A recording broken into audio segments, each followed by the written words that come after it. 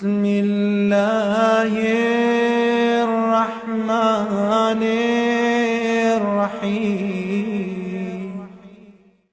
السلام علیکم۔ یزید کی والدہ کا تعلق قبیلہ میسون سے تھا۔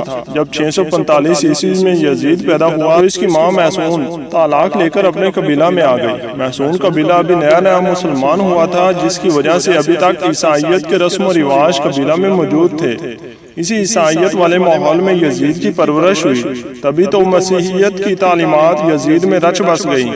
بندروں کو پال کر ان سے کھیلنا، شراب خوری اور شطرنج کی مصروفیت کے اجاگر پہلو تھے۔ انتہائی مخالفت کے باوجود 60 ہجری میں تخت نشین ہوا۔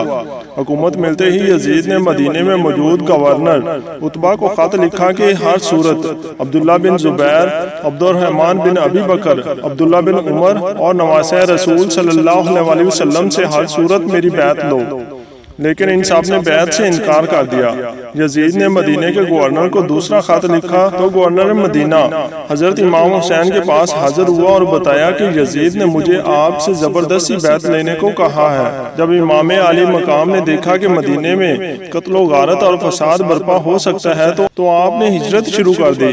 اپنے خاندان اور کچھ اصحاب کے ساتھ آپ پہلے مکہ گئے اور پھر کوفہ کی طرف روانہ ہو گئے، لیکن 18,000 کوفیوں نے حضرت امام حسین کی بیعت توڑ دی اور پھر واقعہ کربلا پیش آیا۔ کربلا کا دل خراش واقعہ ہی یزید کا سب سے بڑا اور گناؤنا کام تصور کیا جاتا ہے۔ یزید نے عبداللہ بن زیاد جیسے گورنر کو کوفہ میں تعینات کیا، جس کو حکم دیا گیا کہ کربلا ہی میں امام حسین سے بیعت لی جائے اور بصورت دیگر ان سے جنگ کی جائے۔ عبداللہ بن زیاد کے حکم سے شمر اور عمر بن سعد نے کربلا پر لشکر کشی کی۔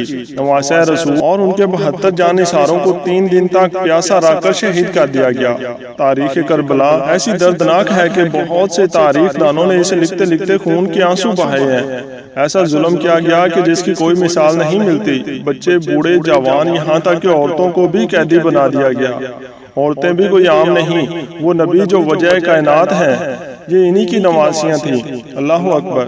پھر یزید کے دربار میں جب امام حسین کا سر مبارک پیش کیا گیا تو اس نے آپ کے سر کی بھی توہین کی اور کچھ ایسے اشعار پڑھے کہ بعض تاریخ دان تو یزید کو فاسق و فاجر ہونے کے ساتھ ساتھ کافر بھی قرار دیتے ہیں۔ 63 ہجری میں مدینہ کے لوگ یزید کی بیعت کو توڑ دیتے ہیں تو یزید کی فوج مدینے پر حملہ کرتی ہے، جس سے واقعہ ہرا پیش آتا ہے، جس میں 80 صحابہ کرام، مہاجرین اور انصار میں سے 700 تابعین اور اس کے علاوہ 10,000 مسلمانوں کو بے دردی سے مدینے میں شہید کیا گیا۔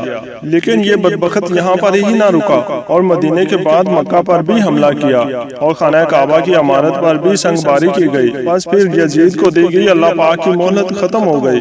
اب اس ظالم، فاسق، فاجر اور شرابی کی موت آتی ہے۔ اس کی موت کے متعلق 3 طرح کی روایات تاریخ کتب میں ملتی ہیں۔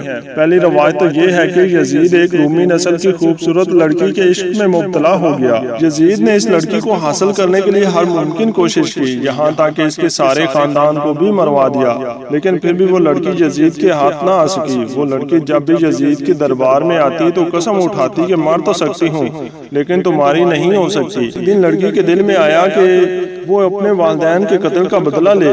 لڑکی نے یزید کو رنگ رلیاں منانے کے لیے ایک جنگل میں اکیلے بلایا۔ ویرانے میں یزید شراب پی پی کر مست ہو گیا۔ وہ لڑکی نیم عریاں لباس پہن کر یزید کے سامنے بیٹھ گئی اور وہ شراب پیتا رہا۔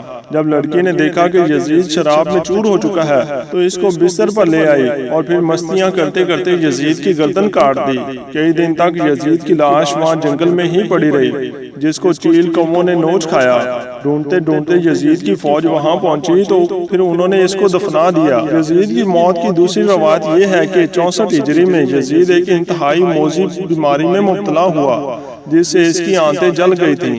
وہ مچھلی کی طرح تڑپتا رہتا، پیاس اس شدت سے لگتی کہ وہ خود پانی کے تالاب میں جا گرتا، لیکن گلا اس قدر بند تھا کہ ایک گھونٹ پانی بھی حلق سے نہ اترتا۔ اسی حالت میں 3 دن رہنے کے بعد یزید کی موت ہو گئی۔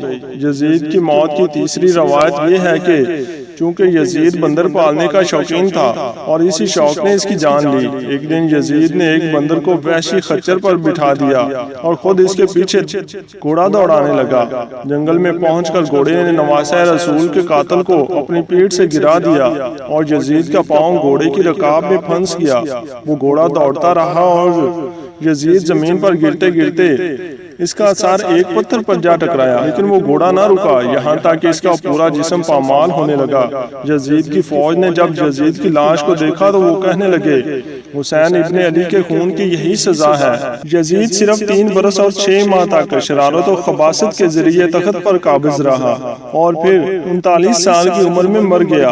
آج بھی اس ملعون کی قبر دمشق میں نشان عبرت ہے۔